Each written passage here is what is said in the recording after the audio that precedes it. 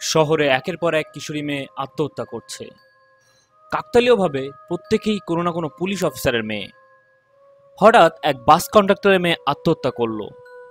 কি যোগসূত্র রয়েছে এই সকল আত্মহত্যার পিছনে? জি, আমি বলছি সম্প্রতি সময়ে মুক্তি পাওয়া মালায়ালাম সিনেমা অফিসার ইন ডিউটির কথা। সিনেমার শুরুতেই আমরা দেখতে পাই একজন ইউনিফর্ম পরা পুলিশ অফিসার কাগজে কিছু লিখছে এবং পরক্ষণেই তিনি গলায় ওড়না পেঁচিয়ে সিলিংয়ে ঝুলে পড়ে, অর্থাৎ সুইসাইডের আগে তিনি সুইসাইড নোট লিখছিলেন। কিন্তু বড় টুইস্ট ঘটে এখানে। ক্যামেরা অ্যাঙ্গেল ঘোরালেই আমরা দেখতে পাই কয়েকজন যুবক যুবতী তারা বসে বসে বেশ নর্মালভাবেই পুলিশ অফিসারের সুইসাইড করা দেখছে।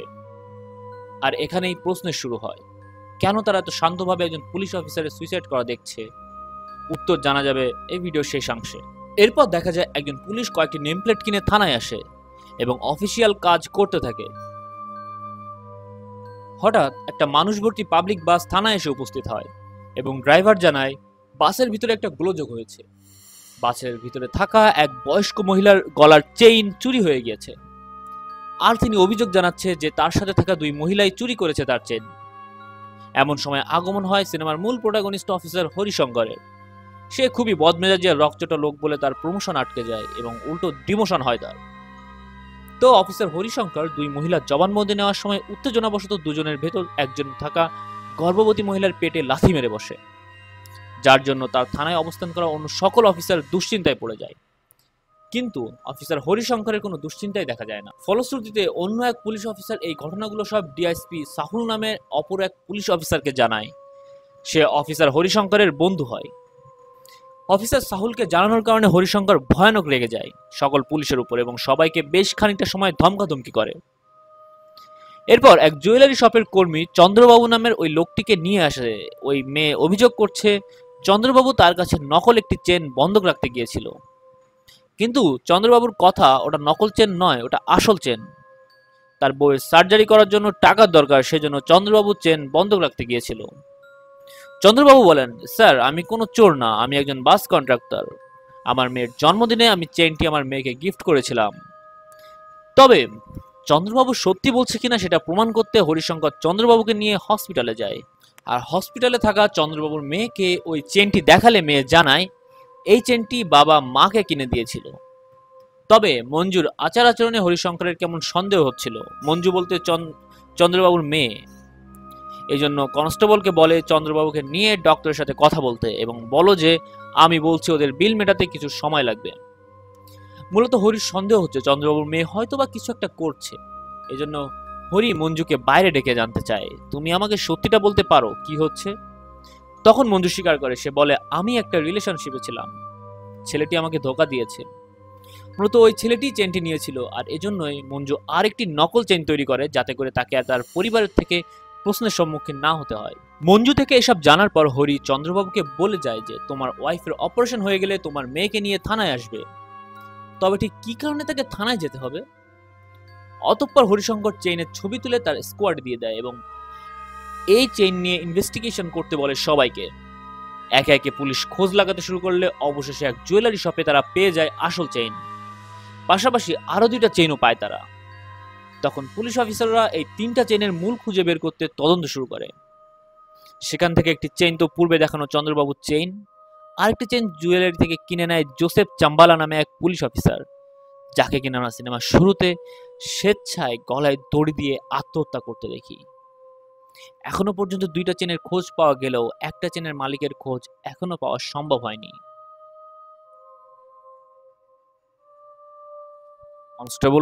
কনস্টেবলরা তখন হরিশঙ্করকে বলে তারা অপর আরেকটি চেনের সম্পর্কে খোঁজ লাগাচ্ছে। এই বলে যে যার যার গন্তব্যে চলে যায়। কিন্তু অপর একটি চেইন সম্পর্কে খোঁজ লাগাতে গিয়ে দুই পুলিশ অফিসার এমন কোনো কিছু খুঁজে পায় যা কিনা মুহূর্তে তাদের চোখ বড় বড় করে দেয়। তারা তৎক্ষণাৎ ডিএসপি সাহুলকে ফোন দিয়ে বিস্তারিত বলে এবং সাহুল বলে তোমরা কোনো মতে জানতে দিও না হরিশঙ্করকে অপর চেনটি সম্পর্কে, আর তোমরা দ্রুত আমার অফিসে চলে আসো। এদিকে থানায় চন্দ্রবাবু এসে হাজির, কারণ তাকে যে থানায় আসতে বলেছিল অফিসার হরিশঙ্কর। কিন্তু হরিশঙ্কর রাগ করতে থাকে কারণ চন্দ্রবাবু তার মেয়েকে সাথে নিয়ে আসেনি থানায়। তখন হরিশঙ্কর চন্দ্রবাবুকে সব বলে দেয় যে তার মেয়ে এক ছেলের সাথে রিলেশন করে এবং সে ছেলের পাল্লায় পড়ে আসল চেনটি হারিয়ে ফেলেছে। কিন্তু চন্দ্র সব বিশ্বাস করতে চায় না। ও অনেক কান্না করতে থাকে এবং বারবার হরিকে বলতে থাকে যে স্যার আপনি মিথ্যা বলছেন। পরের দৃশ্যে আমরা ডিএসপি সাহুল অফিসার হরিকে হায়দ্রাবাদে একটা ট্রেনিং এর জন্য পাঠাতে যাচ্ছে। অফিসার হরির এটা বুঝতে বাকি থাকে না যে তাকে এই চেইন চুরির কেস থেকে দূরে সরানোর চেষ্টা করা হচ্ছে। এবং তার পরের দৃশ্যে আমরা দেখি হরি বাড়িতে আসে এবং তার বউ গীতা ও মেয়ে মিন্নুর সাথে কথা বলে এবং মেয়ে মিন্নুকে 2টা চকলেট বার উপহার দেয় এবং বলে আরেকটা তোমার বোনকে দিবে। তখন গীতার সাথে গল্প করতে করতে থাকে অফিসার এবং বলতে থাকে তাকে হায়দ্রাবাদ পাঠানো হচ্ছে কয়েকদিনের জন্য। তাকে একটা কেস থেকে সরানোর জন্যই তাকে হায়দ্রাবাদ পাঠানো হচ্ছে। সে সময় একটা ফোন কল আসে আর কল পেয়ে কোনো কিছু না বলে হনহন করে বেরিয়ে পড়ে অফিসার হরি। গাড়ি নিয়ে হাজির হয় চন্দ্রবাবুর বাড়িতে। তখন চন্দ্রবাবুর বাড়িতে অনেক অনেক মানুষের ভিড়। চন্দ্রবাবুর মেয়ে সুইসাইড করেছে। চন্দ্রবাবু অফিসার হরিকে দেখা মাত্র রেগে গিয়ে তার সাথে ধস্তাধস্তি শুরু করে এবং বলতে থাকে আপনার জন্যই আমার মেয়ে আত্মহত্যা করেছে। সব পার করে অফিসার হরি রুমের ভিতর গিয়ে লাশ দেখতে পায়। সিলিং এ ঝুলন্ত লাশ দেখে প্যানিক অ্যাটাক হয় অফিসার হরির এবং কিছু একটা ফ্ল্যাশব্যাকে মনে পড়তে থাকে। প্রচন্ড রকম ভাবে ঘামতে থাকে অফিসারের শরীর, গলা শুকিয়ে যেতে থাকে। তাকে মানুষের ভিড় থেকে টেনে হিঁচড়ে অফিসার সাহুল গাড়িতে তুলে বাড়ি পাঠিয়ে দেয়। বাড়িতে পৌঁছে কেমন অসংলগ্ন আচরণ করতে থাকে অফিসার হরি। ডকডক করে পানির জগ নিয়ে পানি খেতে থাকে এবং গীতাকে জিজ্ঞেস করতে থাকে নীলা কোথায়, নীলা কোথায়। নীলা নীলা বলে ডাকতে ডাকতে ঘরের দিকে যেতে থাকে এবং গীতা হরিকে আটকাতে থাকে। এক পর্যায়ে ভায়োলেন্ট হয়ে যায় অফিসার হরি এবং গীতার গায়ে হাত তুলতে থাকে। তখন গীতা বলে দেয় তোমার জন্য আমার মেয়ে নীলা আত্মহত্যা করেছে, শুধু তোমার জন্য। তখন হরি ধীরে ধীরে শান্ত হতে থাকে এবং ফ্ল্যাশব্যাকে দেখায় কি ঘটেছিল সে সময়। অফিসার হরি সহ বেশ কয়েকজন পুলিশ শ্যাম নামের এক যুবককে রাস্তায় তাড়া করেছে এবং ধরেও ফেলে। তার বিরুদ্ধে অভিযোগ এসেছে সে কোমলমতি মেয়েদের প্রেমের জালে ফাঁসিয়ে নেশা করায় আর তারপর তাকে রেপ করে এবং এএসআই থমাসের মেয়ে নাকি এই ছেলের এই জালে পা দিয়ে আত্মহত্যা করে। ডিএসপি সাহুলের কাছ থেকে ঊর্ধ্বতন অফিসার সব শুনে বলে এবার যতটা পারো তত কেস লাগাও, এ ছেলেকে এবার বাঁচতে দেওয়া যাবে না। তখনই অপর এক অফিসার এসে বলে স্যার কোন একটা ঝামেলা হয়ে গেছে। কি এমন ঝামেলা হয়েছে? পরের দৃশ্যে আমরা দেখতে পাই ছলছল চোখে দুশ্চিন্তা মাগার চেহারা নিয়ে গীতা ফোনে কথা বলছে আর ফোনের অপর পাশ থেকে সাহুল গীতাকে বলছে যেভাবেই পারো হরিশঙ্করকে বাসায় ডাকো, থানা থেকে নিয়ে যাও। কি এমন হলো হরিশঙ্কর কেউ থানায় রাখতে যাচ্ছে না কেন এই মুহূর্তে? হরি বাসায় যাওয়ার উদ্দেশ্যে বের হয় আর তখন দেখে রেগে মেগে এএসআই থমাস থানায় ঢুকছে, যা দেখে হরি আবারও পিছু পিছু থানায় প্রবেশ করে। থমাস সোজা আসামি শ্যামের সামনে চলে যায়। শ্যাম তখন তাচ্ছিল্য করে বলতে থাকে থমাস স্যার আসুন, মেয়ের ভিডিও দেখে যান, এই ল্যাপটপেই আছে। এটা শুনে থমাস গিয়ে এলোমেলো ভাবে মারতে থাকে শ্যামকে। বাকি পুলিশ সহ হরি থমাসকে আটকাতে চেষ্টা করে। অফিসার হরির আগমন দেখে পুলিশ অফিসার একজন তড়িঘড়ি করে ল্যাপটপ বন্ধ করে সরে যেতে থাকে, যা দেখে হরির মনে সন্দেহ জাগে এবং জোর করে ল্যাপটপ চেপ করে বসে এবং ল্যাপটপে ভিডিও দেখেই হরির চক্ষু ছানা বড়া, যেন সে অসম্ভব কিছু দেখে ফেলেছে। জি, হরি দেখে তার নিজের মেয়ে নীলার ভিডিও। নীলা একটা ছেলের সাথে হাসতে হাসতে অপকর্মে লিপ্ত হচ্ছে এবং বেশ মজাও পাচ্ছে। তবে নীলাকে দেখে বোঝা যাচ্ছে নীলাকে ড্রাগ দেওয়া হয়েছে। নিজের মেয়ের এমন ভিডিও দেখে দুনিয়ার কোনো পিতাই নিজেকে কন্ট্রোল করে রাখতে পারবে না, এখানেও তাই হয়। অফিসার হরি তার সমস্ত রাগ কন্ট্রোল করার শক্তি হারিয়ে ফেলে এবং ছুটে গিয়ে এলোপাতাড়িভাবে মারতে থাকে শ্যামকে এবং মারের এক পর্যায়ে শ্যাম মাথায় আঘাত পেয়ে পটল তুলে ফেলে।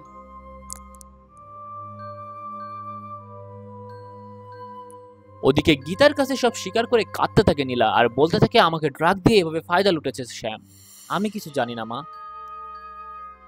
তখন আমরা দেখতে পাই হরি রেগে মেগে বাড়িতে ঢুকছে এবং নীলাকে মারবে বলে ধমকাচ্ছে রাগের বশে। গীতা বহু চেষ্টা করছে হরিকে আটকানোর, কিন্তু একজন ফিট পুলিশ অফিসারের সাথে কি একজন নারী পেরে উঠবে কখনো? অবশেষে দরজায় লাথি মারতে মারতে দরজা ভেঙে ভিতরে ঢোকার পর দেখে নীলার লাশ সিলিং এ ঝুলছে, অর্থাৎ নীলা গলায় দড়ি দিয়ে আত্মহত্যা করেছে।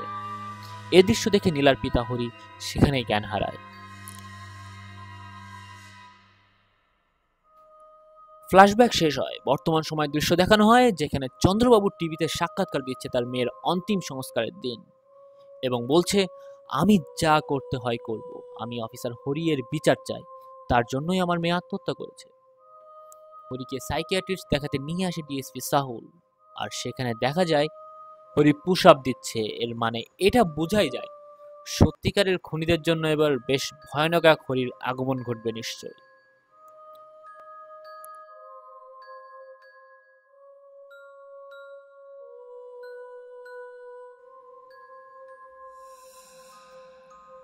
পরের দৃশ্যে দেখি থমাস তার নিজের বাড়িতে গাছ লাগাচ্ছে। তার মানে থমাসকে শ্যামকে হত্যা করার অপরাধে অভিযুক্ত করে জেল দেওয়া হয়েছিল, তার সাজা পেয়ে সে আজ মুক্তি পেয়েছে। অফিসার হরি থমাসের বাড়িতে এসেছে থমাসের সাথে দেখা করতে। সেদিন শ্যামকে মেরেছিল হরি, কিন্তু থমাস নিজেই দোষ নিজের উপর চাপিয়ে নিয়ে জেল খেটে আসে। এর জন্য কৃতজ্ঞতা প্রকাশ করতে আসে হরি। মজার বিষয় হচ্ছে এই ঘটনা থমাসের বউ এতদিন জানতো না। সেদিন হরি আর থমাসের কথোপকথনের সময় শুনে ফেলে।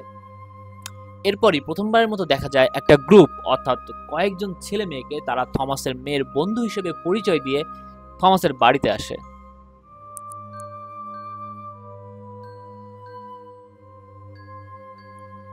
তারা বলে যে তারা এলসা, অর্থাৎ থমাসের মেয়ের 12 ক্লাসের বন্ধু। তারা এলসার শেষকৃত্য অনুষ্ঠানে আসতে পারেনি, তাই আজ এসেছে। তাদেরকে আপ্যায়নের জন্য থমাসের স্ত্রী রান্নাঘরে যায় লেবুর শরবত বানাতে। তখন অ্যানা ও সেলিম দুজনও আসে এলসার মাকে সাহায্য করতে শরবত বানাতে। শরবত নিয়ে আসে, তখন এ কথা ও কথায় গল্পে গল্পে থমাসের সন্দেহ হতে শুরু করে থাকতে যে তারা এলসার ফ্রেন্ড না। এই বিষয়টা আরো স্পষ্ট হয়ে যায় যখন থমাস ছবি দেখিয়ে তাদেরকে বলে, এখানে তোমাদের স্কুলের শ্রীদেবী ম্যাম কোনটা? তখন ক্রিস্টি উঠে দাঁড়িয়ে বলে, আমি একটা ছবি দেখাই, চিনেন কিনা দেখেন তো।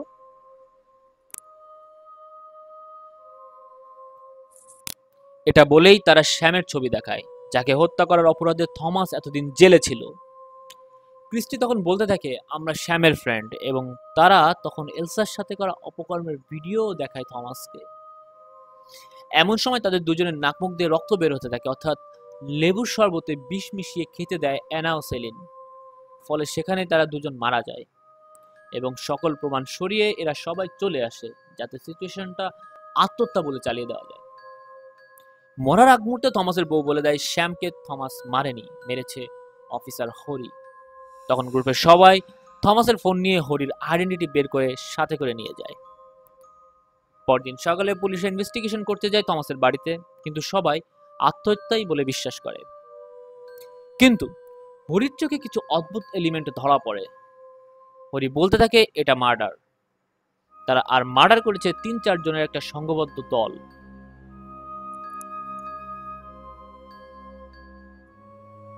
পরের দৃশ্যে আমরা দেখতে পাই হরি তার নিজের মেয়ে নীলার বন্ধুদের ডেকে এনে শ্যামের আইডেন্টিটি বের করার চেষ্টা করছে, কিন্তু নীলার বন্ধুরা কেউ চিনে না শ্যামকে। শুধু নীলাকে একটা নকল চেন বানাতে সাহায্য করেছিল এক বন্ধু। তো এটা নিয়ে তদন্ত করতে করতে হরি জানতে পারে তাদের গ্রুপে 3 জন ছেলে ও 2 জন মেয়ে এখনো আছে। তদন্তের এক পর্যায়ে এক কাপড়ের দোকানের এক মেয়েকে জবানবন্দি নেয়, তখন জানতে পারে একটা চুল উস্কো খুস্কো মেয়ে কাপড়ের দোকানে এসে প্যান্ট পাল্টে অন্য প্যান্ট পরে বের হয়ে যায়, আর সে প্যান্টের পকেটেই থাকে এই চেনটা। সিসিটিভি ফুটেজ চেক করে হরি এই মেয়ের আইডেন্টিটি বের করতে সক্ষম হয়। সেখানেই একটা দারুণ বিজিএম এর সাথে একটা পিক মোমেন্ট দেখানো হয়। মুভির এক লিফটের ভিতরে সেই গ্যাং এর 2 ছেলে ক্রিস্টি ও ল্যান্স, আর মাঝখানে হরি, যেখানে সবাই সবাইকে খুঁজছে মেরে ফেলবে বলে।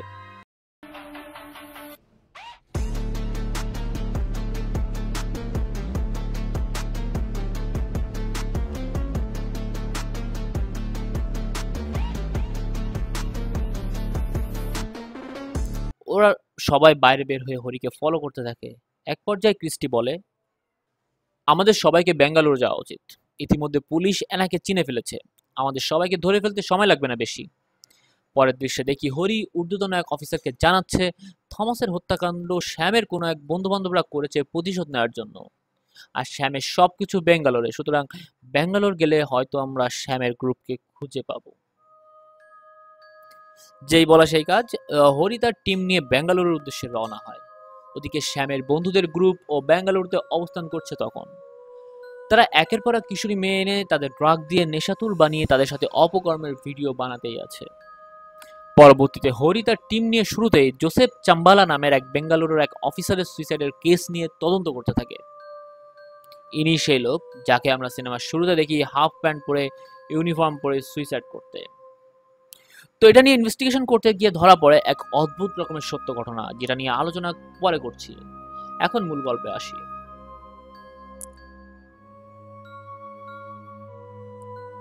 একটা বারের ভিতর পুলিশরা অ্যানাকে খুঁজে পায় আর তার পিছু নিতে থাকে।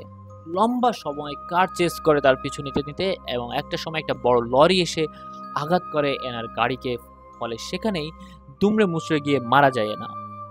ফলে তাদের গ্রুপের সকলেই খুব বেশি পরিমাণে শকড হয়ে হতাশ হয়ে পড়ে এবং প্রতিশোধের আগুনে জ্বলতে থাকে। পরের দিন লাশ ঘরের বাইরে হরি ডাক্তারকে বলে, যদি কেউ এই লাশ দেখতে আসে তাহলে অবশ্যই আমাকে কল করবেন। এই বলে হরি চলে যায়। ডাক্তার লাশ ঘরে এসে দেখে এনার বন্ধুরা সবাই এনার লাশের সামনে দাঁড়িয়ে। তাদের দেখা মাত্রই ডাক্তার হরিকে কল করে। হরিও তড়িঘড়ি করে ছুটে গিয়ে দেখতে পায় সেই গ্রুপ ডাক্তারের উপর নির্যাতন করছে। সেখানে একটা বেশ ভালো রকমের ফাইটিং হয় এবং এতে হরির হাতে জখম হয় এবং বাকিদেরও বেশ ভালোই কেলানি দেয় অফিসার হরি। হরি সুস্থ হয়ে ডাক্তার কণিকার কাছে এসে জিজ্ঞেস করলে কণিকা বলে সে ওখানে থাকা মেয়ে দুইটাকে চিনে। তাদের একবার পুলিশ অ্যারেস্ট করে এবং দীর্ঘ সময় ড্রাগ না দিয়ে আটকে রাখে। ফলে তারা অনেক বেশি ভায়োলেন্ট হয়ে যায়, আর এই কারণে কণিকার মনে আছে ওই দুজন মেয়ের কথা। তদন্তের সাপেক্ষে বেরিয়ে আসে অফিসার জোসেফ চাম্বালা এই মেয়েদের বিরুদ্ধে কেস দেয়, যেখানে শ্যামও অন্তর্ভুক্ত ছিল। তখন হরি তার টিম নিয়ে জোসেফ চাম্বালার অ্যাসিস্ট্যান্ট অফিসারের কাছে চলে যায় সেদিনকার ঘটনা কি ঘটেছিল তা জানতে। তখন ফ্ল্যাশব্যাকে আগের ঘটনা দেখানো হয়। অফিসারের কাছে কল আসে একটা বাসে ড্রাগ সহ কয়েকজনকে ধরেছে পাবলিক। অমনি পুলিশ ছুটে যায় সেখানে এবং গিয়ে অ্যানা, সেলিন ও শ্যামকে গ্রেপ্তার করে নিয়ে আসে।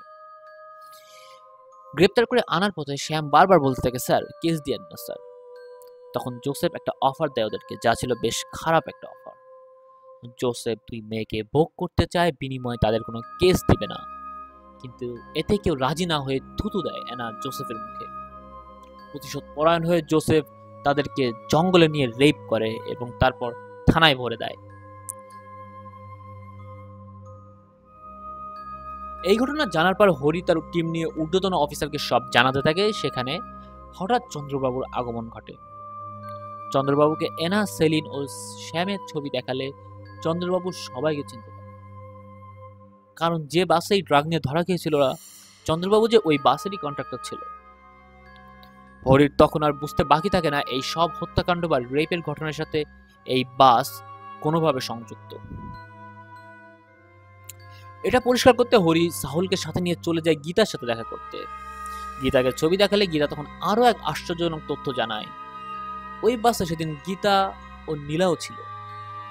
শ্যাম ও সেলিন পাবলিক বাসে নেশা করছিল এবং চুম্মা চাটাচাটি করছিল, যা দেখে গীতা প্রতিবাদ করে এবং তারপরই গীতা চন্দ্রবাবুকে ডাকে যে দেখুন বাসে এরা কি করছে, আর চন্দ্রবাবু এসে পুলিশকে ডাকে।